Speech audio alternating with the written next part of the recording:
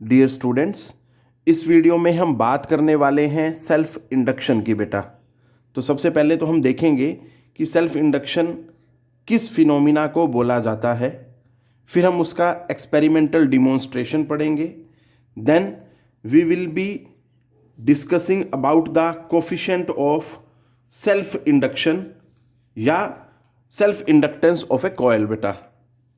फिर हम उसकी डेफिनेशन पढ़ेंगे और then we will be defining SI unit of self induction बेटा। ठीक है, तो ये सब चीज़ें हम वन बाय वन पढ़ेंगे बेटा। तो स्टार्ट करते हैं सबसे पहले from the definition of self induction कि सेल्फ इंडक्शन है क्या बेटा।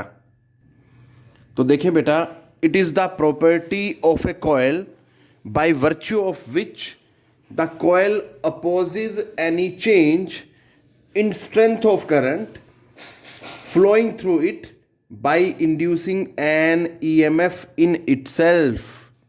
तो बहुत सारी बातें यहाँ ध्यान देने वाली हैं। सबसे पहले it is a property of a single coil. याद रखें बेटा, सिंगल कॉयल की प्रॉपर्टी है ये, जिसमें क्या होता है, कॉयल क्या करती है, अपोज करती है change in strength of current को। मतलब करंट चाहे बढ़े चाहे करंट घटे, दोनों ही कंडीशंस में कॉयल अपोज करेगी। कैसे?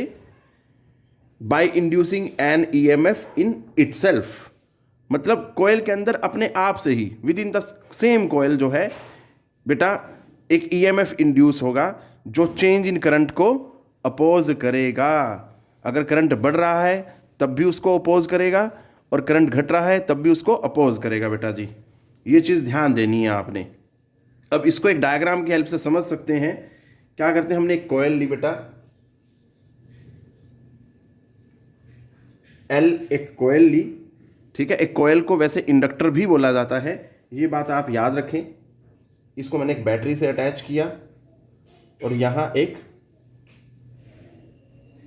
रेओस्टेट लगा दिया बेटा जी, जिसे हम वेरिएबल रेजिस्टेंस बोलते हैं। इसको थोड़ा आप आगे मिलाना चाहें तो आगे मिला सकते हैं। लो बेटा, दिस इज वेरिएबल रेजिस्टेंस। तो बेटा जैसे ही सर्किट कंप्लीट होता है, करंट जो है that will start flowing like this, positive से नेगेटिव की तरफ इस तरह से फ्लो करेगा। अब वो ये कहता है जब जब जब मैं यहाँ पे पोजीशन चेंज करूँगा वेरिएबल रजिस्टर के थ्रू, तो क्या होगा, तब तब क्या होगा बेटा, करंट चेंज होगा। और जब जब करंट चेंज होगा तब तब क्या होगा, we will be having an induce EMF in the same coil बेटा। ये चीज़ ध्यान देनी है आपने। अब हम करते हैं इसको दूसरे तरीके से समझते हैं। अगर मान लीजिए करंट बढ़ रहा हो तब इंड्यूस्ड ईएमएफ की डायरेक्शन क्या होगी, और करंट अगर घट रहा हो तब इंड्यूस्ड ईएमएफ की डायरेक्शन क्या होगी।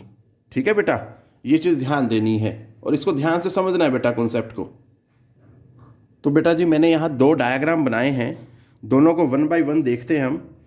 मैंने क्या लिया है, कॉयल ली है बेटा, जिसको हम इंडक्टर भी बोलते हैं कॉयल को। इसमें करंट बढ़ रहा है बेटा, ठीक है, और डायरेक्शन ऑफ करंट क्या है, लाइक दिस। ठीक है बेटा, करंट इस डायरेक्शन में बढ़ रहा है। और हमने पढ़ा है कि जब भी किसी कॉइल में there will be change in current, there will be induced EMF जो उस चेंज को अपोज करेगी बेटा। अब करंट इस डायरेक्शन में बढ़ रहा है तो एक इंड्यूस्ड ईएमएफ होगा जो इस बढ़ने को क्या करेगा, अपोज करेगा। मतलब direction of induced EMF will be like this. ठीक है बेटा जी, ध्यान रखें आप इस चीज़ का। अब दूसरा अगर मैं एग्जांपल लेता हूं, मैं कहता हूं कि इस सेकंड कॉइल में करंट जो है डिक्रीज हो रहा है एंड डायरेक्शन ऑफ करंट जो है दैट इज दिस। मतलब इस डायरेक्शन में करंट जो है डिक्रीज हो रहा है। अब आप सोचें, डिक्रीज होना भी तो चेंज ही तो है। अब फिर क्या होगा, इसमें एक इंड्यूस्ड ईएमएफ होगा जो इस डिक्रीज इन करंट को अपोज करेगा। अब डिक्रीज इन करंट को अपोज करना मतलब उसको बढ़ाने की तरफ चलेगा, उसको सपोर्ट करेगा। तो उसको सपोर्ट करने का मतलब क्या है, direction of induced EMF will be along the direction of current. So सीधा सीधा अगर हम देखें, अगर करंट बढ़ रहा है तो इंड्यूस्ड ईएमएफ की डायरेक्शन क्या होगी, opposite to the direction of current बेटा। और अगर करंट घट रहा है तो इंड्यूस्ड ईएमएफ की डायरेक्शन क्या होगी, along the direction of current. ये चीज़ आपने ध्यान देनी है। अब मुझे लगता है इसके बाद अब आपको सेल्फ इंडक्शन समझ आ गया होगा। ठीक है बेटा जी, अब मैं बात करता हूं experimental demonstration of self induction की। कैसे होता है देखते हैं बेटा जी। तो बेटा जी experimental demonstration of self induction में देखें, ये हमने एक एक्सपेरिमेंटल सेटअप लिया है जिसमें हमने क्या किया है, दो बल्ब लिए हैं B1 B2 जो कनेक्टेड हैं पैरेलल में बेटा। एक कनेक्टेड है थ्रू रेजिस्टेंस R और दूसरा कनेक्टेड है through the inductor coil L। ठीक है बेटा जी। अब ये जो कॉम्बिनेशन है that is connected to battery B through a key K बेटा जी। ये हमारा एक्सपेरिमेंटल सेटअप है। अब हमें समझना है, कहता है सबसे पहले जब मैं की को प्लग इन करता हूं, की को प्लग इन कर दिया बेटा जी। अब जब पी को प्लग इन किया, जो B1 है ये इंस्टेंटली ग्लो करने लगता है बेटा बल्ब, और जो B2 है ये स्लोली ग्लो करता है। ऐसा क्यों है जरा ध्यान से समझें। देखो बेटा, B1 के सामने लगा हुआ है रेजिस्टेंस, और रेजिस्टेंस की प्रॉपर्टी नहीं होती सेल्फ इंडक्शन बेटा। ठीक है, तो वो इमीडिएटली अपनी ब्रिलियंस जो है उसकी उससे ग्लो करने लगता है बेटा इंस्टेंटली। बट B2 जो है उस पे जो करंट पहुंच रहा है that is passing through L से होते हुए B2 तक पहुंच रहा है बेटा जी। अब कॉइल की प्रॉपर्टी होती है, अगर इसमें करंट बढ़ेगा इस तरफ तो बेटा जी क्या होगा, एक EMF इंड्यूस होगा जो इसके बढ़ने को क्या करेगा, अपोज करेगा, मतलब इसके फ्लो को अपोज करेगा, या मैं ये बोलूं कि करंट को यहां से यहां तक पहुंचने में डिले करा देगा। ठीक है बेटा जी, तो इसलिए ये क्या होगा, धीरे धीरे ग्लो करेगा बेटा जी अपनी फुल इंटेंसिटी से। ये बहुत लेट ग्लो करेगा एज कंपेयर टू B1। ये चीज ध्यान देनी है बेटा।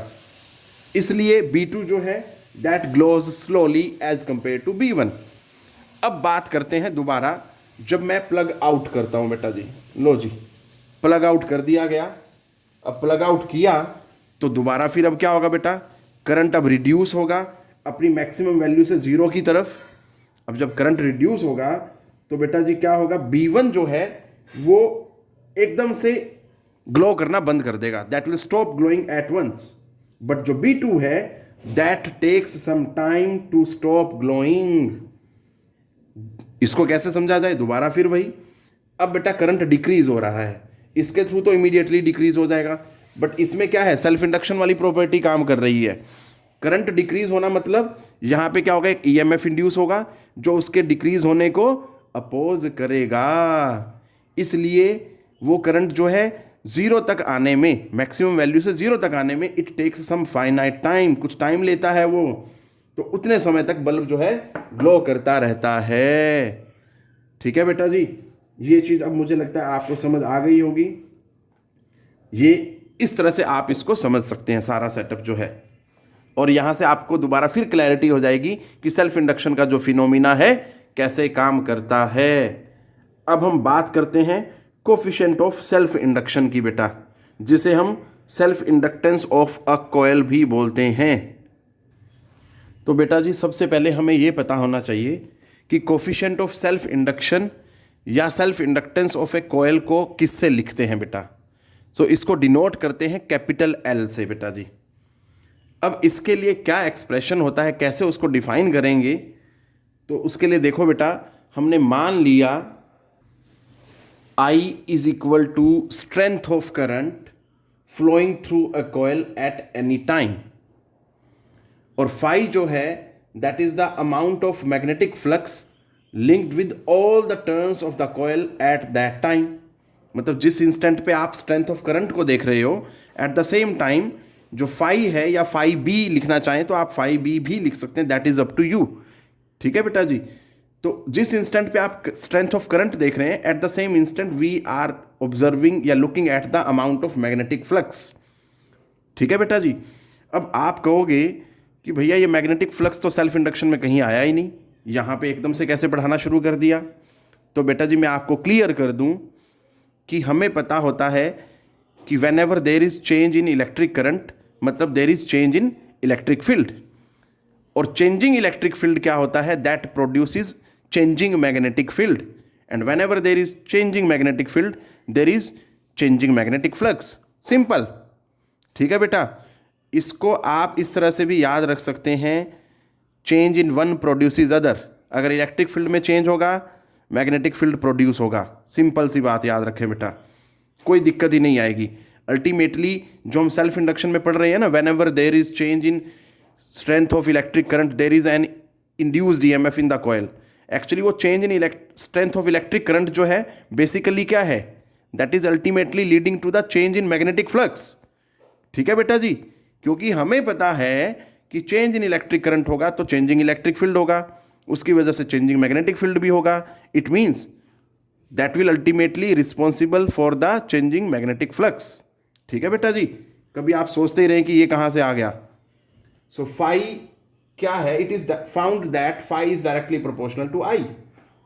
अब बेटा प्रोपोर्शनैलिटी का साइन है, तो इसको हटाने के लिए हमें एक कांस्टेंट ऑफ प्रोपोर्शनैलिटी लगाना होता है। That constant of proportionality is L and that L is known as the coefficient of self induction या self inductance of a coil. बेटा जी अब हमने देखना है कि जो एल है वो किन किन फैक्टर्स पे डिपेंड करता है, और फिर हम इस एल को डिफाइन भी करेंगे। तो सबसे पहले देखते हैं फैक्टर्स बेटा। सो बेटा जी value of L of a coil depends on 3 factors बेटा। सबसे पहला है number of turns in the coil बेटा, कितने नंबर ऑफ टर्न्स हैं उस पर डिपेंड करेगा वैल्यू ऑफ एल। सेकंड है area of cross section of the given coil, और थर्ड जो है बेटा that is nature of material of core on which the coil is wound. कई बार बेटा क्या होता है, सेंट्रल मटेरियल की जगह पे कोई ना कोई मटेरियल को यूज़ कर लिया जाता है, जैसे कि कई बार सॉफ्ट आयरन की कोर यूज़ कर ली जाती है। ठीक है बेटा, तो वो कौन सा मटेरियल है जिसे एज ए कोर यूज़ किया गया है, जिसके ऊपर कॉइल को वाउंड किया गया बेटा, तो उस मटेरियल के नेचर पे भी वैल्यू ऑफ एल डिपेंड करती है। अब हम चलते हैं बेटा इसकी डेफिनेशन की तरफ। तो बेटा हमारे पास इसकी दो डेफिनेशंस हैं बेटा। तो सबसे पहले अगर फर्स्ट डेफिनेशन को समझना चाहें तो उसके लिए बेटा हमें पता होता है कि phi is equal to L I. ठीक है बेटा, ये हमें पता है।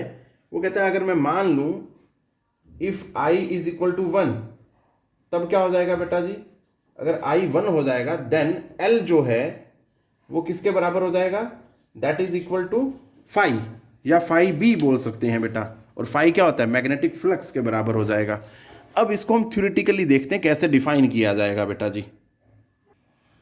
तो देखें बेटा, कोफिशिएंट ऑफ सेल्फ इंडक्शन और self inductance of a coil जो कि एल है, that is numerically equal to the amount of magnetic flux linked with the coil.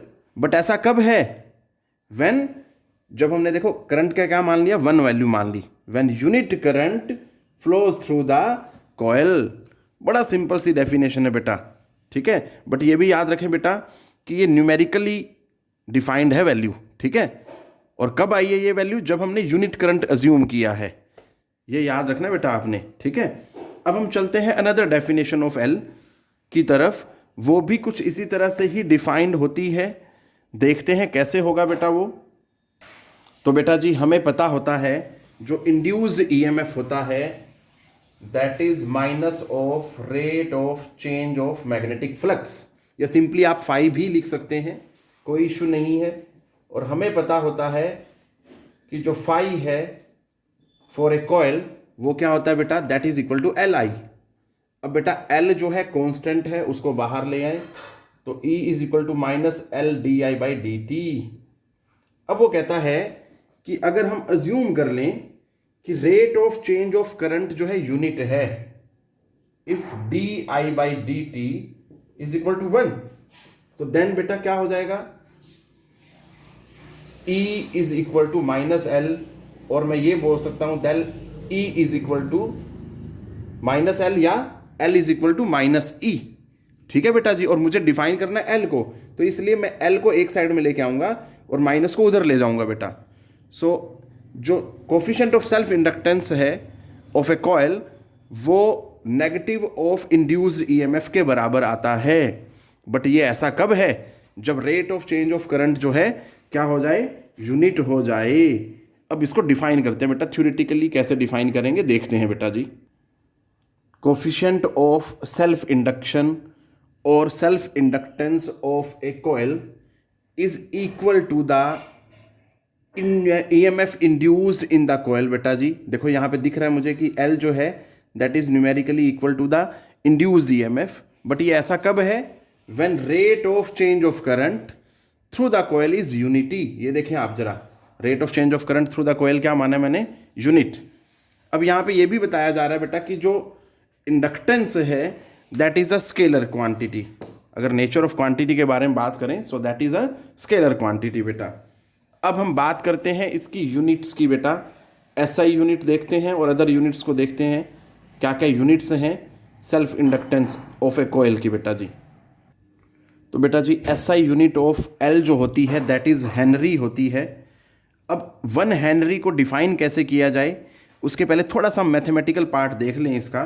बेटा हमें पता होता है कि जो E है that is equal to -LdI/dt होता है। अब यहाँ से अगर मुझे, क्योंकि देखो L की यूनिट निकालनी तो L के लिए पहले फॉर्मूला निकाल लें, क्या हो जाएगा वो -E, ये dI/dt कंप्लीट जो मल्टीप्लाई हो रहा है उधर जाके क्या हो जाएगा बेटा, डिवाइड हो जाएगा। ठीक है बेटा जी, ये चीज़ आपने ध्यान देनी है। अब यहाँ पे देखो अगर मैं सबकी यूनिट्स लिखूं तो बेटा L के लिए 1 हेनरी है इज इक्वल टू E के लिए, क्योंकि इंड्यूस्ड EMF है तो वो क्या है वोल्ट, और dI/dt है बेटा rate of change of current होता है, तो करंट की तो होती है एम्पियर और टाइम के लिए होती है सेकंड, सो 1 एम्पियर पर सेकंड है बेटा जी। ये चीज आपने ध्यान देनी है। ठीक है बेटा, अब मैं बड़ी आसानी से डिफाइन कर सकता हूं। कैसे डिफाइन करते हैं बेटा, देखो जरा इसकी definition. So self inductance of a coil is said to be 1 henry when a current changes at the rate of 1 ampere per second through the coil induces an EMF of 1 volt in the coil। बेटा अगर 1 volt का EMF induce हो, but कब, जब current 1 ampere per second की rate से change हो, तब जो self inductance of a coil है उसको हम बोलेंगे दैट इज 1 हेनरी। ठीक है बेटा जी। अब अदर स्मॉलर यूनिट्स क्या हैं self inductance of a coil के लिए या कोफिशिएंट ऑफ सेल्फ इंडक्शन के लिए बेटा, दैट इज मिली हेनरी, और हमें पता होता है 1 milli henry is equal to 10⁻³ henry. Clear है बेटा जी। इसी तरह से अगर हम दूसरी यूनिट को देखें स्मॉलर यूनिट्स को, दैट इज 1 माइक्रो हेनरी। वैसे तो माइक्रो हेनरी होता है, तो यहाँ पे रिलेशन बताया जा रहा है कि 1 micro henry is equal to 10⁻⁶ henry बेटा जी। ठीक है बेटा, ये चीज़ आपने ध्यान देनी है। So this is all which I wanted to discuss in this video बेटा जी। टेक केयर, पढ़ते रहें,